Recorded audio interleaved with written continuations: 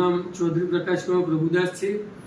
મારા ગામનું નામ ફતેપુરા પિલવાઈ, તાલુકો વિજાપુર, જિલ્લો મહેસાણા। હોસ્ટેલમાં રહેતો ત્યારે મારો હાથ નીકળી જતો હતો, જમણો હાથ।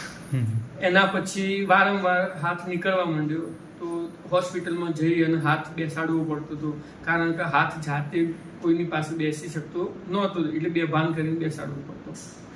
તો વાત મળી કે ડૉક્ટર બિમલભાઈ મોદી સાહેબ આર્થોસ્કોપી સ્પેશિયાલિસ્ટ છે, તો એમની પાસે એમને મળ્યા, એમની સલાહ લીધી અને એમના કહ્યા મુજબ ઓપરેશન કર્યું। તો આજ મારા જમણા હાથને 7 વર્ષ થઈ ગયો। આ ઓપરેશન કર્યું એના પછી હું આ હાથે વજન પણ ઊંચકી શકું છું, કંઈ બી કામ કરી શકું છું।